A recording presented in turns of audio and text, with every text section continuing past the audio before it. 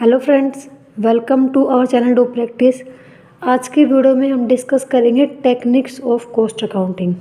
इससे पहले हम कॉस्ट अकाउंटिंग का मीनिंग, डेफिनेशन, नेचर, फीचर और जो है फंक्शंस डिस्कस कर चुके हैं। अगर आपने अभी तक वो वीडियो नहीं देखी है तो जाकर एक बार वो वीडियो ज़रूर चेक कीजिए ताकि आपको आज का कंसेप्ट समझ में आए कि कॉस्ट अकाउंटिंग है क्या, तभी उसकी टेक्निक समझ में आएंगे। तो आज हम फर्स्ट टेक्निक डिस्कस करने वाले हैं स्टैंडर्ड कॉस्टिंग। तो स्टैंडर्ड कॉस्टिंग के बारे में जितनी भी मेन इन्फॉर्मेशंस होंगी, जितनी भी आपके लिए इम्पोर्टेंट होगी from the exam point of view, आपको सब क्लियर हो जाएंगी। तो सबसे पहले हम समझते हैं कि स्टैंडर्ड कॉस्टिंग होता क्या है। स्टैंडर्ड कॉस्टिंग क्या होता है, सबसे पहले इसको दो टुकड़ों में डिवाइड कीजिए। फर्स्ट ऑफ ऑल, स्टैंडर्ड क्या होता है। स्टैंडर्ड मीन्स कुछ भी आप जब प्री डिटरमाइन करते हो, मतलब जब आप पहले से कोई चीज़ निर्धारित कर लेते हो कि हमें ये काम इतने टाइम में कंप्लीट करना है। फॉर एग्जांपल अगर हम स्टडी की बात करें तो हम ऐसा लेके चलते हैं कि हमें 1 घंटा जो है एक टाइप से अकाउंट्स को देना है, तो वो आपका स्टैंडर्ड टाइम हो गया। वैसे ही कंपनीज़ के अंदर क्या होती है, जो मैन्युफैक्चरिंग कंपनीज़ होती हैं वो कोई भी प्रोडक्ट बनाने से पहले उसकी स्टैंडर्डाइज्ड कॉस्टिंग करती है कि हमें जो ये प्रोडक्ट बनाने वाले हैं उसका स्टैंडर्ड कॉस्ट या हमें कम से कम इतने कॉस्ट में वो सामान बनाना है। तो स्टैंडर्ड क्या हो गया कि जब आप कोई भी चीज़ का स्टैंडर्ड फिक्स करते हो, उसी भी चीज़ को पहले से प्री डिटरमाइन कर लेते हो, चाहे वो टाइम हो, चाहे वो कॉस्टिंग हो या फिर कुछ भी हो, किसी भी चीज़ का स्टैंडर्ड पहले से डिसाइड कर लेना। स्टैंडर्ड कॉस्ट क्या होता है। स्टैंडर्ड कॉस्ट क्या होता है कि स्टैंडर्ड कॉस्ट एक ऐसा प्री डिटरमाइंड कॉस्ट है, मतलब पहले से ही निर्धारित किया हुआ कॉस्ट, जो ये बताता है कि कोई भी प्रोडक्ट या सर्विस की कॉस्ट कितनी होनी चाहिए अंडर गिवन सर्कमस्टांसेस। मतलब जो भी परिस्थितियाँ, जो भी सर्कमस्टांसेस आपके पास हैं, उनके अंदर उसकी कॉस्ट, उस प्रोडक्ट की कॉस्ट कितनी होनी चाहिए। जैसे फॉर एग्जांपल अगर हम बात कर रहे हैं कि हमें कोई एक यूनिट बनानी है, ये पेन ही बनाना है, तो इस पेन की अगर इस कॉस्ट हमें, मतलब मार्केट में 5 रुपये का कोई अगर पेन मिल रहा है, तो हमें एक डिसाइड करना होता है पहले से कि इस पेन का अगर 5 रुपये में मतलब ये बिक रहा है, तो हम पहले देखेंगे कि इस पेन की कॉस्ट, मतलब हम मान के चलते हैं कि कम से कम ये पेन हमें 3 साढ़े 3 रुपये में बनाना होगा। तो मतलब ये जो 3 साढ़े 3 रुपये है वो हमारी क्या होगी, स्टैंडर्ड कॉस्ट। भी हमें कम से कम इतनी कॉस्ट ही होनी चाहिए किसी प्रोडक्ट की या किसी सर्विस की। तो जब आप कॉस्ट को पहले से डिटरमाइन कर लेते हो, वो आपकी होती है स्टैंडर्ड कॉस्ट। अब बात करते हैं स्टैंडर्ड कॉस्टिंग क्या होती है। स्टैंडर्ड कॉस्टिंग मतलब आप स्टैंडर्ड कॉस्ट डिसाइड कर चुके हो, उसके बाद का स्टेप है स्टैंडर्ड कॉस्टिंग। ठीक है, तो स्टैंडर्ड कॉस्टिंग स्टैंडर्ड कॉस्ट के बाद का स्टेप है, जिसमें क्या करते हैं हम, ये एक ऐसी प्रोसेस या टेक्निक है अकाउंटिंग की जिसके अंदर हम एक्चुअल कॉस्ट को कंपेयर करते हैं प्री डिटरमाइंड कॉस्ट के साथ।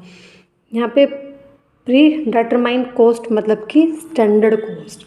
तो ये कैसी प्रोसेस हुई जिसके अंदर आप एक्चुअल कॉस्ट, मीन्स जब आपने पेन बनाया तो पेन बनाने के बाद आपको पता चला कि ये पेन एक्चुअली में हमें 4 रुपये का पड़ रहा है, मतलब इसकी एक्चुअल कॉस्ट कितनी है, 4 रुपये, और आपकी प्री डिटरमाइंड कॉस्ट कितनी थी, 3.5 रुपये।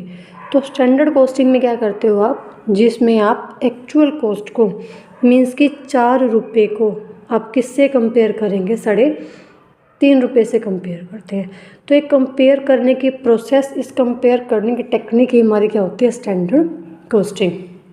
तो सिंपली वर्ड में मैंने आपको बताया कि जिसमें आप कंपेयर करते हो कि एक्चुअल में हमें कितने का पड़ रहा है, हमने कितना डिसाइड किया था। अगर मान के चलो कि दोनों को कंपेयर हमने किया तो हमें पता चला कि हमें 0.50 जो है पैसे का जो है नुकसान हो रहा है, तो उसका मतलब कॉस्ट ज़्यादा आ रही है, तो एक वेरिएंस मिल गया हमें, मतलब यहाँ पे कुछ। तो अगर कोई वेरिएंस हमें मिलता है या कोई डिफरेंस हमें मिलता है तो हम क्या करेंगे, एफिशिएंसी ऑफ ऑपरेशन डिटरमाइन, हमें पता लगाएंगे कि जिस ऑपरेशन से, जिस प्रोसेस से हमने वो पेन बनाया है, तो क्या वो सही है या गलत, मीन्स उसकी एफिशिएंसी डिटरमाइन करेंगे, कितना कुशल है वो। सेकंड, अगर कोई वेरिएंस मिलता है तो हम नेसेसरी करेक्टिव मेजर्स टेक कर, मतलब कि जो भी ज़रूरी मेज़र होगा, जो भी ज़रूरी एक्शन होगा, हम उसको लेंगे ताकि जो कॉस्ट है वो एक तो ज़्यादा क्यों आई है इसका पता लगा सके। दूसरी बात, अगर ज़्यादा आई है तो अगर वो सही में ज़्यादा है तो हमने स्टैंडर्ड गलत डिसाइड किया था, तो उसके अकॉर्डिंग हम आगे जो करेक्टिव एक्शन लेंगे।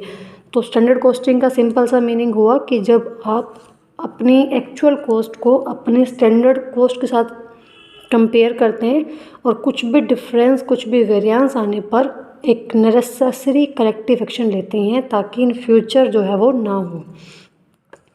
डेफिनेशन की बात कर लेते हैं। डेफिनेशन क्या होती है? अकॉर्डिंग टू ICMA लंदन में कहा गया है, स्टैंडर्ड कॉस्टिंग क्या है? एक प्रिपरेशन या यूज़ ऑफ स्टैंडर्ड कॉस्ट, उसका कंपैरिजन करना विद एक्चुअल कॉस्ट और analysis of variances to show the cause and point of incident. मतलब कि स्टैंडर्ड कॉस्टिंग क्या है? जिसमें आप स्टैंडर्ड कॉस्ट को बनाते हैं, उसका यूज़ करते हैं, उसको कंपेयर करते हैं किसके साथ? एक्चुअल कॉस्ट के साथ, और उसके बाद एनालिसिस करते हैं वेरिएंसेस का। जैसे अब यहाँ पे 0.50 का जो है वेरिएंस आया है, तो उसको एनालाइज करना कि भाई क्यों आया है, इसके पीछे क्या कारण है, क्या जो है रीजंस हो सकते हैं उस वेरिएंस के आने के। तो सिंपल सा था, डेफिनेशन हो गया हमारा, मीनिंग हो गया, स्टैंडर्ड कॉस्ट हो गया। आगे हम बात कर लेते हैं कि ऑब्जेक्टिव्स ऑफ स्टैंडर्ड कॉस्टिंग। तो अगर आपको मीनिंग समझ में आ गया होगा तो इसके बाद आप सिंपली इसके ऑब्जेक्टिव खुद से भी जो है बना सकते हैं। फर्स्ट क्या है? Increase in efficiency and productivity. सीधी सी बात है, अगर स्टैंडर्ड कॉस्टिंग होगी, मतलब अगर आपको ये पता है कि भाई हम हैं जो हमारा 0.50 की जो कमी आई थी, वो 0.50 को जो हमारा कॉस्ट ज़्यादा आया था, वो उसके पीछे क्या कारण था, ठीक है। तो अगर आपको उसका कारण पता चल गया, अभी हमने ज़्यादा वेस्टेज की थी या लेबर बहुत ज़्यादा लग गया वहाँ पर, तो इससे क्या होगा कि आप उसको आगे कम कर दोगे, और कम करेंगे तो हमारी प्रोडक्टिविटी भी इंक्रीज़ होगी और साथ ही साथ एफिशिएंसी भी इंक्रीज़ होगी। मतलब अगर लेबर ज़्यादा लगे हैं या लेबर ने टाइम ज़्यादा लिया उस चीज़ को बनाने का, तो उसको आप वहाँ पे कम कर सकते हैं ताकि जो एफिशिएंसी है वो वहाँ पे क्या हो? इंक्रीज़ हो। साथ ही साथ प्रोडक्टिविटी भी इंक्रीज़ होगी। जहाँ पर 4 लेबर उस चीज़ को बना रहे थे, आगे जो है मतलब वहीं पर 3 लेबर उस चीज़ को बनाएंगे, तो जो बाकी एक्स्ट्रा लेबर होंगे वो एक्स्ट्रा प्रोडक्शन करेंगे, तो प्रोडक्टिविटी भी क्या होगी? इंक्रीज़ होगी। Second one is cost control. सीधी सी बात है, अगर 0.50 का आपकी कमी से आ रहा था, मीन्स लेबर ज़्यादा लग रही है या फिर मटेरियल बहुत ज़्यादा वेस्ट हो गया, तो उसकी अगर आपको कमी पता चल गई तो कॉस्ट क्या हो जाएगी? कंट्रोल हो जाएगी। क्योंकि कमी पता चल गई तो इन फ्यूचर आप वो नहीं करोगे, तो कॉस्ट क्या होगी? कंट्रोल होगी। Next one is determination of responsibility. तो इसमें क्या है कि जब आप स्टैंडर्ड कॉस्टिंग करते हैं तो आप एक रिस्पॉन्सिबिलिटी डिटरमाइन कर देते हैं कि आपको जो है स्टैंडर्ड कॉस्ट निर्धारित करनी है। उसके बाद आपको ये पता लगाना है कि कहाँ पर आप जो है कमी कर रहे हैं। मतलब वेरिएंसेस की को देखने की रिस्पॉन्सिबिलिटी भी क्या हो जाती है? एक पर्सन की हो जाती है कि वो उस वेरिएंसेस को चेक करे, उसको एनालाइज करे।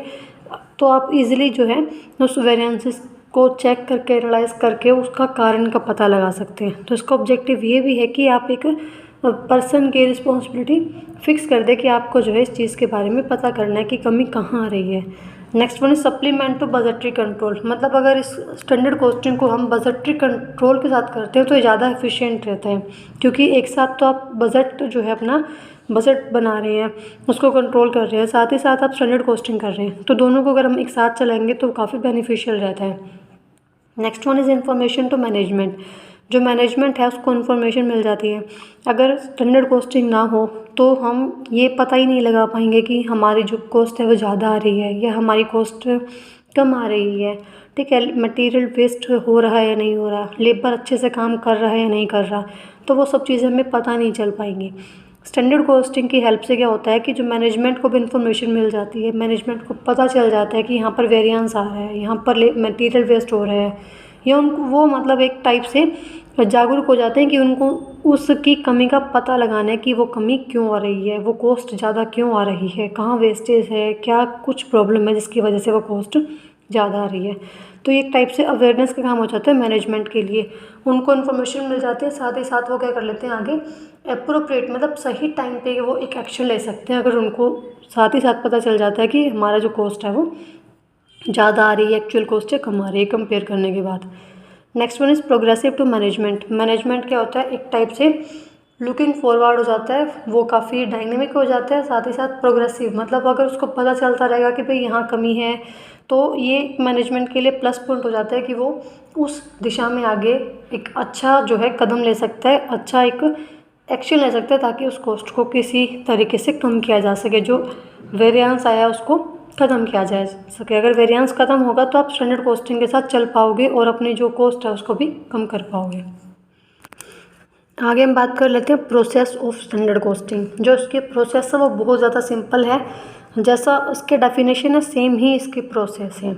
अब इसको आप इसके प्रोसेस कहो, इसके एडवांटेजेस कहो, इसके फीचर्स कहो, नेचर, सब चीज़ें हैं, मतलब सब कुछ जिसका डेफिनेशन से ही निकलता है। तो फर्स्ट क्या हुआ, इस्टेब्लिशिंग स्टैंडर्ड। सबसे पहला पॉइंट क्या आता है कि आप स्टैंडर्ड डिटरमाइन करते हो कि भाई जो है आपको कितनी कॉस्ट के अंदर वो जो सामान है वो प्रोडक्ट का बनाना है। जैसे कि एग्जांपल हमने 3.50 रुपीज़ लिया था कि हमें इतनी कॉस्ट के अंदर जो है वो सामान बनाना है। तो फर्स्ट ऑफ ऑल हमने स्टैंडर्ड इस्टेब्लिश किया। सेकंड स्टेप हम क्या करते हैं कि डिटर्मिनेशन ऑफ एक्चुअल कॉस्ट, मतलब हमने सही में वो प्रोडक्ट बनाया तो पता चला कि वो कितने का पड़ रहा है, हमें 4 रुपीज़ का पड़ रहा है। तो सेकंड प्रोसेस पे हमने क्या किया है, सेकंड स्टेप पे हमने एक्चुअल कॉस्ट को डिटरमाइन किया है। थर्ड पे क्या है, comparison of actual with standard, मतलब हमने क्या किया, थर्ड स्टेप पे कंपेयर किया है कि जो हमारा स्टैंडर्ड था और हमारा एक्चुअल था उन दोनों में क्या कमी है, एक्चुअल ज़्यादा है या स्टैंडर्ड ज़्यादा है। तो हमने यहाँ पे क्या किया है, कंपेयर किया है। फोर्थ स्टेप में हम क्या करते हैं, डिटर्मिनेशन ऑफ कॉजेज़। हमें पता लगा यहाँ पर कि जो हमारा स्टैंडर्ड कॉस्टिंग है वो कम था, मतलब हमने 3.50 रुपीज़ में वो पेन बनाना था बट एक्चुअली में 4 रुपीज़ का बना। तो जो 0.50 का डिफरेंस है कॉस्ट में वो क्यों है, उसके कारणों का पता लगाना, उसके रीजंस का पता लगाना। अगर हमें कारण अच्छे से पता रहेंगे तो उसको हम ईजिली डिस्पोज ऑफ कर सकते हैं। तो फोर्थ स्टेप क्या रहता है, डिटर्मिनेशन ऑफ कॉजेज़, उसके कारणों का पता लगाना। Fifth one is last, disposition of variances. जो वेरिएंसेस हैं उनको ख़त्म करना। अगर मान के चलो कि हमसे ही स्टैंडर्ड कॉस्टिंग करने में भूल हुई है तो उसको जो है इम्प्रूव करना, अगेन स्टैंडर्ड कॉस्ट डिसाइड करना, ठीक है। और अगर वो कॉस्ट वेरिएंस आया है बिकॉज ऑफ मटेरियल वेस्टेज तो उसको ख़त्म करना, बिकॉज ऑफ लेबर तो उनको एफिशिएंट बनाना। ये एक्सपेंसेस हमने ज़्यादा कर दिए तो उसको थोड़ा सा कम करना। मीन्स हमने उस वेरिएंस को ख़त्म करना है, चाहे हमें अगेन स्टैंडर्ड कॉस्ट बनाना पड़े अगर हम गलत हैं, दैट मीन जो जिसने कॉस्टिंग की है, या फिर जो अगर वेरिएंस आया है because of labour material expenses तो हम उनको भी कम करेंगे, लेबर को एफिशिएंट बनाएंगे। अगर कहीं पर कमी आ रही है तो उसको हम वेरिएंस को टोटली डिस्पोज ऑफ करेंगे ताकि एक्चुअल कॉस्ट हमारी इक्वल आ सके स्टैंडर्ड कॉस्ट के। आगे अगर इसकी हम बात करें तो सिंपल सा अगर इसके एडवांटेजेस होंगी तो आप खुद भी बना सकते हैं कि फर्स्ट इसके एडवांटेजेस क्या हो सकती है कि मैनेजमेंट को हेल्प करता है। सेकंड क्या हो सकती है कि कॉस्ट को भी कंट्रोल करता है क्योंकि इससे आपको वेरिएंस का पता चल जाता है, मतलब आप कॉस्ट को कम कर सकते हैं। थर्ड वन इज वेस्टेज को भी कम करता है, ठीक है। फोर्थ, इसमें एक जो है अच्छी फैसिलिटी मिलती है कि आप कॉस्ट कंसिस्टेंट बनते हैं, मतलब कि कॉस्ट कहाँ कमी है ज़्यादा है उनको पता लगा सकते हो। नेक्स्ट क्या हो सकता है, सिंपल है, ज़्यादा मतलब लंबी चौड़ी बात नहीं है स्टैंडर्ड कॉस्टिंग कि आपने एक सिर्फ अच्छे से उसको परख के कि भी कितना कॉस्टिंग में वो सामान बन सकता है वैसे कॉस्ट में तैयार करनी है। नेक्स्ट क्या हो सकता है, कंपेरेबल, कि स्टैंडर्ड कॉस्टिंग की हेल्प से आप इजीली कंपेयर कर सकते हो कि हमारी एक्चुअल कॉस्ट कितनी है और स्टैंडर्ड कॉस्ट कितनी है, इजीली कंपेरेबल है। तो ये क्या रहेगी, इसकी सिंपल से एडवांटेजेस रहेंगी। तो आगे हम बात कर लेते हैं limitation of standard costing. First limitation क्या है इसकी, unsuitable for concern dealing in non standardise product.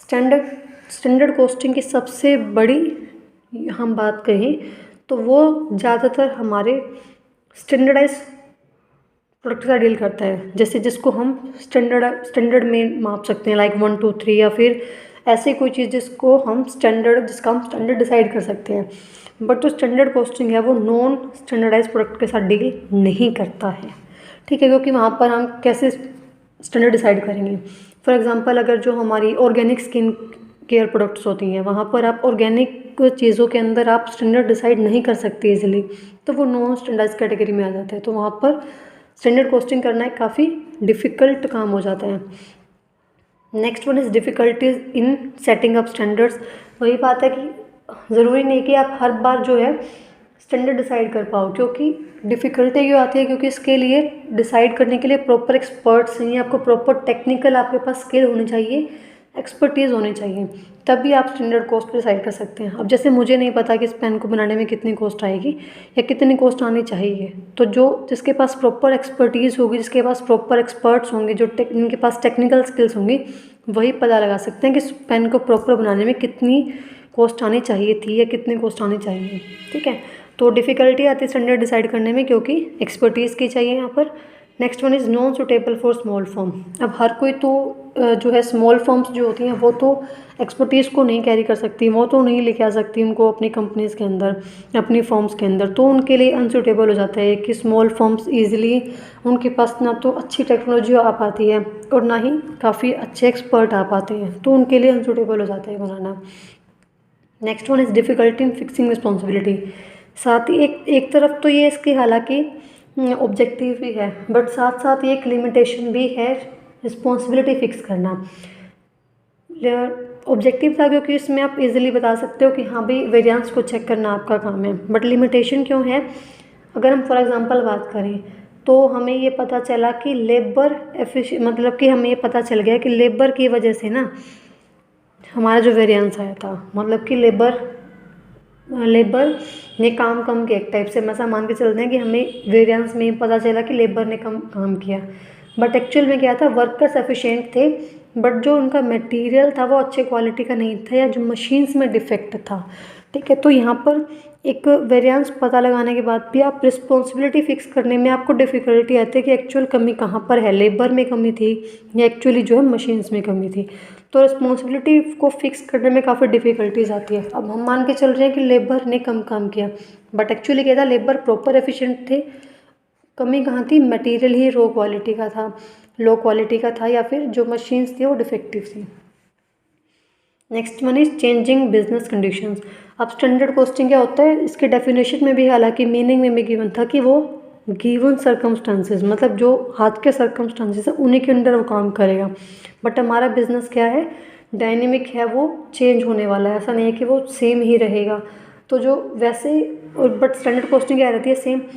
तो जो हमारी कंडीशंस है बिजनेस की वो चेंज होती रहती है, तो वहाँ पर स्टैंडर्ड कॉस्टिंग जो है सूटेबल नहीं है, वहाँ पर वो काम नहीं कर पाता। कई जगह क्या होता है कि एकदम से ही प्राइजेज मटेरियल के बहुत ज़्यादा बढ़ गए, बट हमारी कॉस्टिंग क्या थी, हमने तो मान के चलो 3.50 डिसाइड किया हुआ था, बट प्राइस इतने बढ़ गए कि वो ऑटोमेटिक ही 4 में पड़ गया। मतलब ना तो वहाँ पर लेबर की कमी है, ना वहाँ पर मटेरियल का मिसयूज़ हुआ है, ना ही मशीन्स खराब है। कमी कहाँ पर है, वहाँ पर कि प्राइस एकदम बढ़ गया, तो बिजनेस कंडीशन के अकॉर्डिंग वो नहीं चल पाता है standard cost. Need of budgetary control, जैसे इसकी मीनिंग उसमें ऑब्जेक्टिव में गिवन था कि वो बजटरी कंट्रोल के साथ ज़्यादा सप्लीमेंट ऑफ बजटरी कंट्रोल। तो ये एक लिमिटेशन भी है कि स्टैंडर्ड कॉस्टिंग के टाइम में बजटरी कंट्रोल की नीड होती है कि अगर आपने प्रॉपर आपके पास बजटरी कंट्रोल अडोप्टेड है कंपनी के अंदर तभी वो इफेक्टिव होगा। Next one is feeling of dissatisfaction among employees. जो हमारे स्टैंडर्ड कॉस्टिंग में क्या आता है कि जो हमारे एम्प्लॉयज़ हैं वो डिससेटिस्फाइड हो जाते हैं, क्योंकि हमने क्या किया, लेबर का भी स्टैंडर्ड फिक्स कर दिया कि आपको इतने ही मतलब पैसों में ये काम करना है।